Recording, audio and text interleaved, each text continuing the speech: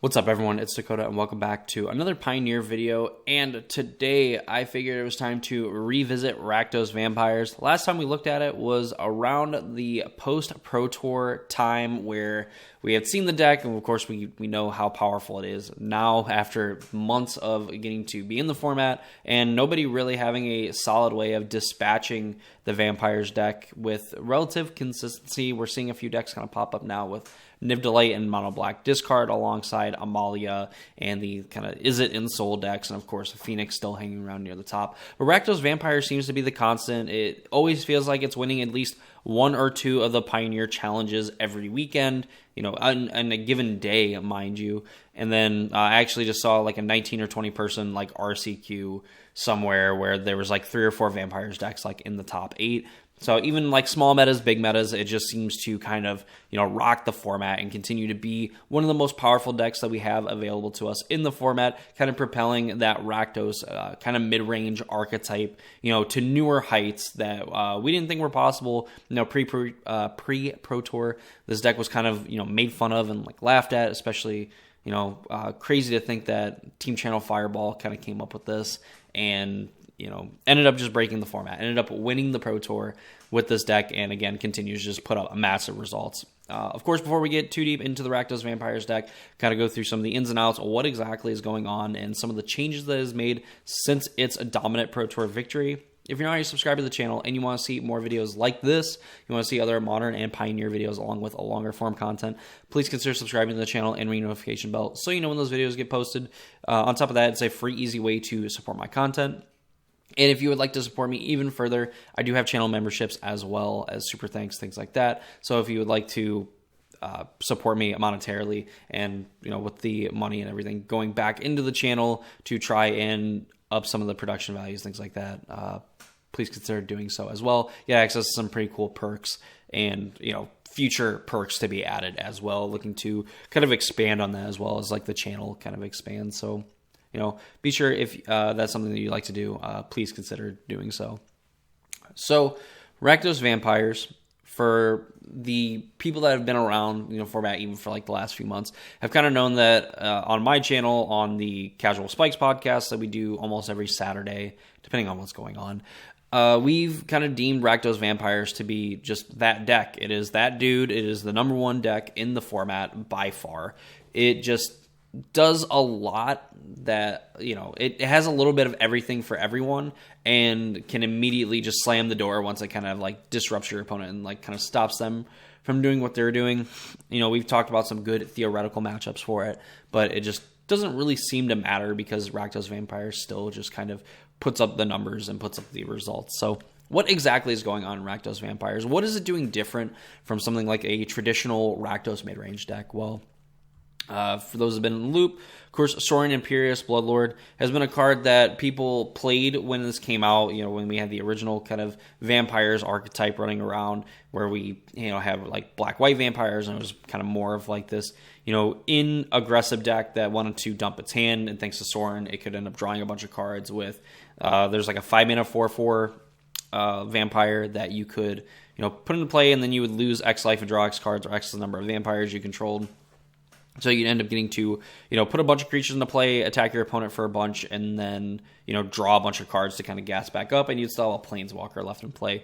And, of course, there were some theoretical, pretty big vampires that you could put into play, like Galta Mavrin. It's something that I think I've named to ad nauseum in these kind of like Rakdos Vampires videos where we kind of talk about Sorin being the reason, half of the reason why the Rakdos archetype, had kind of a resurgence because the traditional Rakdos mid-range deck kind of flopped, all things considered, in the Pro Tour event where it was like one of the top 3 most played decks in that format. So Sorin got a new toy to kind of put into play, and it was Vein Ripper.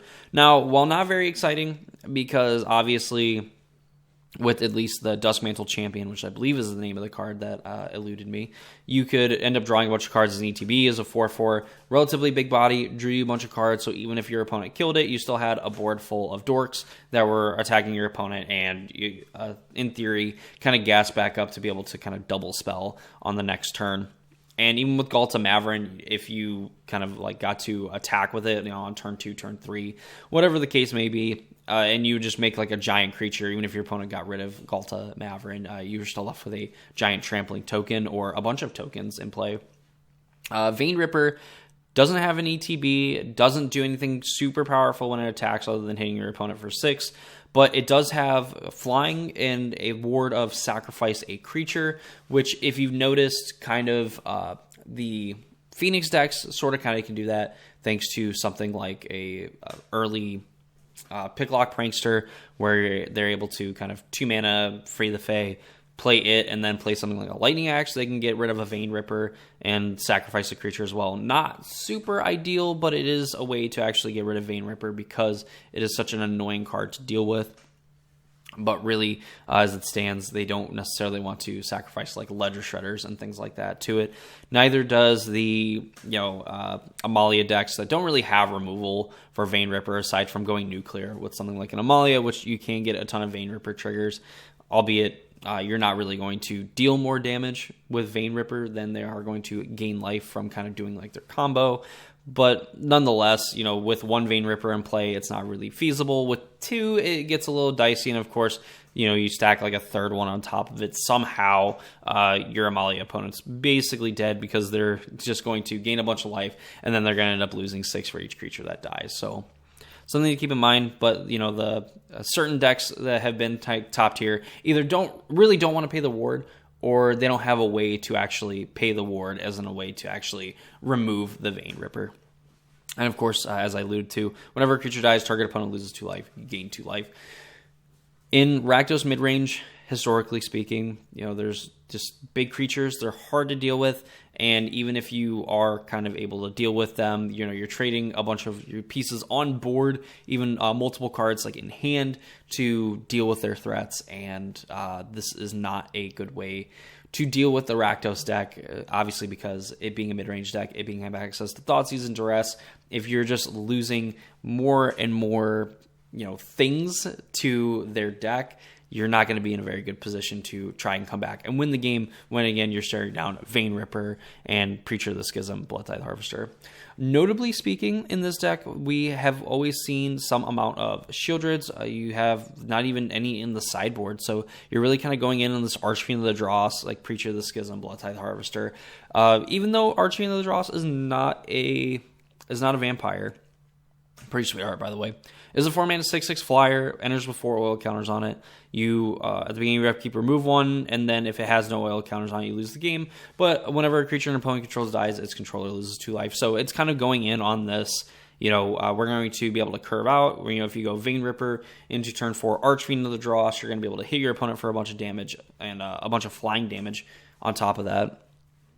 And Sorin is going to, get Vein Ripper to be super big. And then, of course, in conjunction with something like Fable the Mirror Breaker, where if you just get 2 of these in play, one of them's not summoning sick, and, both are flipped, you're going to be able to make a ton of these at your opponent's end step. They're going to get to stick around. You're going to make a ton of Archfiend of the Drosses and Vein Rippers and what have you, and attack your opponent for 1 billion damage in the air. And if your opponent has anything to block or prevent any of the damage, you're going to have so many Archfiends, so many Vein Rippers. Your opponent's going to lose more life blocking than they will not blocking, which means that they'll probably just lose the game anyway to a bunch of unblocked Archfiends and Vein Rippers, which is kind of like a combo kill for this deck in a sort of way. But, thanks to Preacher, Bloodtithe Harvester, you're going to be able to get some of the extra value by sacking a Bloodtithe Harvester, getting a trigger from Vein Ripper, and then, of course, probably killing their creature as well. So you're going to end up getting them to lose 2 more life from Archfiend of the Dross, which then they're going to lose another 2 life from Vein Ripper.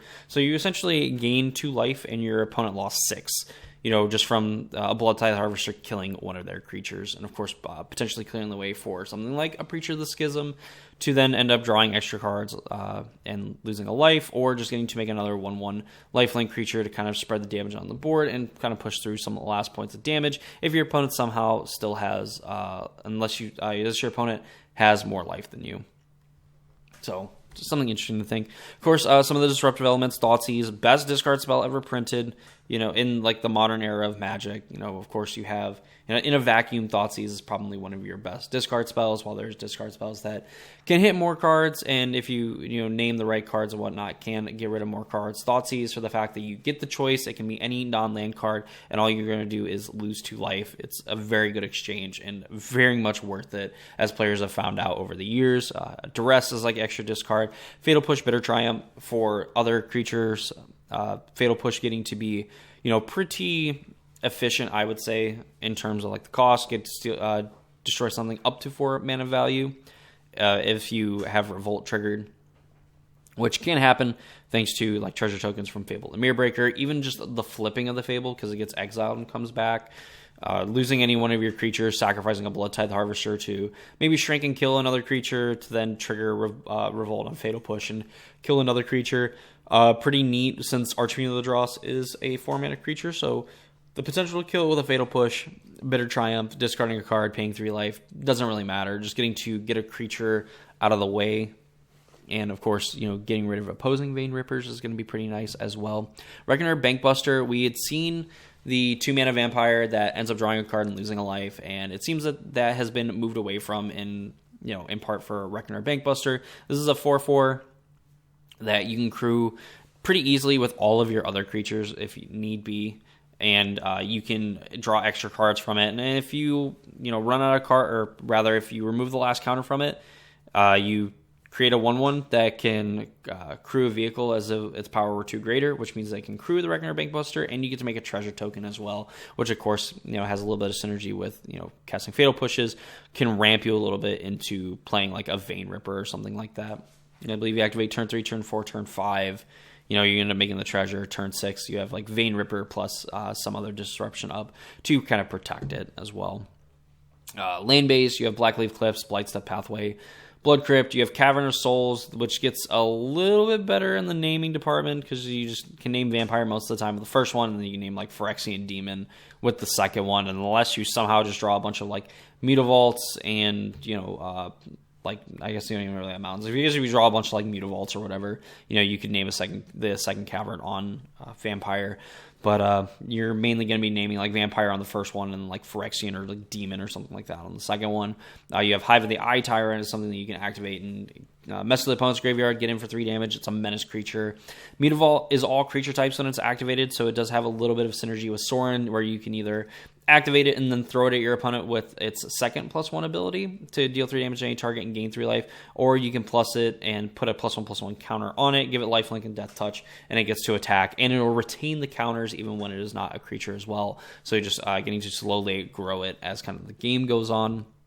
Give it Takenuma, which is going to mill 3, and then you can get back any one of your creatures, or Sorin, which can be pretty good in the late game, considering that you have just like a bunch of mana in play. Then you're able to, pay 4 mana to Takenuma, mill, get back a Sorin, get a Sorin, put a Vein Ripper, Preacher, or anything like that into play, and kind of get extra mana value from it. The sideboard, we're looking at Duress, Damping Sphere, Go for the Throat, and Knight of Dust Shadow, which your opponents can't gain life, mainly for like Amalia and things like that. You could even bring it in, I would say, in this matchup where Vein Ripper is going to kind of like essentially be kind of like an Archfiend of the Dross with this in play, which may not necessarily be the worst thing in the world, especially if you have like your own Vein Ripper going. You're going to be you're going to essentially be the one kind of like at parity, because you're still going to lose life. Your opponent's not going to gain the life, but then they're going to end up losing 2 while you kind of become at parity. Reckoner Bankbuster, another kind of like mid-range beater. Blot Out, which is going to exile a creature or planeswalker that an opponent controls with the greatest mana value among those creatures and planeswalker they control. Vein Ripper is the biggest thing on the board. More than likely, it's always going to be the biggest thing on the board, especially what we see from Rakdos builds. So that's Blot Out is essentially going to be like exile target Vein Ripper, and you're not going to get any value from other Vein Rippers. Liliana of the Veil, kind of another way that you can get around the ward on Vein Ripper, where you can just force them to sacrifice a creature. You kind of maintain some of their other smaller creatures. They put a Vein Ripper into play. You play a Liliana, get rid of it. Easy peasy. And, the discard is kind of a real thing when you're able to kind of put your threats into play and then plus Liliana and, put a lot of pressure on their hand. And then for Liliana of the Void against Phoenix, because, need another way to beat one of the most popular decks. You're almost guaranteed to play against at least 1 or 2 Rakdos decks in the tournament. You're probably guaranteed to play against at least 1 or 2 Phoenix decks, so you definitely want Leyline of the Void in those situations because it can just be pretty lights out for the most part. So that is Rakdos Vampires for the Pioneer format. Overall, as always, this deck is the best for a reason. You know, it does have like sort of this combo finish with multiple Fables and getting to copy Vein Ripper, Archfiend, and the Dross. It still has a very powerful curve of like Thoughtseize or Fatal Push on 1 into Bloodtithe Harvester, Preacher, and into Archfiend, or even just Thoughtseize, Bloodtithe Harvester, Sorin into Vein Ripper. You know, all those things are very powerful. Following up with like Archfiend and the Dross, it definitely feels a lot more aggressive in being in the plan of like where we would see like Shieldred kind of sit on the battlefield, and then your opponent has to figure out a way to get rid of it because they're slowly going to die from the, you know, drawing of cards and then also attacking and hitting your opponent. It's also pretty good, I would say, in the kind of Phoenix matchups where they were having to dig for an answer for it because, again, you have to find answers for Vein Ripper. Some were playing Archfiend alongside of Shieldred as well, which is going to take multiple rule spells, Preacher, of course. So this deck just has a lot of threats that are must-need answers, and while the format does have some pretty good answers for those cards, it just doesn't feel good, honestly, at the end of the day, when you're having to lose multiple resources to deal with a Vein Ripper, deal with an Archfiend of the Dross, a Preacher, or, you know, stop a Sorin from dishing out even more value than it already has from like a Vein Ripper, while also having to contend with a deck that's playing Thoughtseize, Duress, and, you know, hard removal in Bitter Triumph, where it really doesn't care if it's paying the life for this card because it's able to find a way to get it back with Vein Ripper and then pluses from Sorin and things like that. And the best mid-range card. If you haven't noticed, like, it gets to play some of the best cards in these colors and essentially continue the tradition of Rakdos decks being very good in multiple formats, especially the, you know, non-rotating formats. So definitely a deck to watch out for if you are playing this deck. No, honestly, good on you, because if you're able to kind of like master the mirrors and navigate those, you're going to be able to kind of, you know, smack the hand of a lot of the other decks in the Pioneer format. So yeah, that is Rakdos Vampires for the Pioneer format. That's going to do it for me in this video. I hope you all enjoyed. If you did, please leave a like on the video. Comment down below what Pioneer deck you would like to see next. Of course, you know, subscribe to the channel, ring the notification bell so you know when future videos get posted. And of course, if you want to support my content even further than just subscribing, you know, I do have channel memberships and things like that if you so choose to. I greatly appreciate it. It goes to helping improve the quality of like the videos and kind of the setup and everything like that. So that's going to do it for me in this video. I hope you all enjoyed, and I hope to see you all in the next one.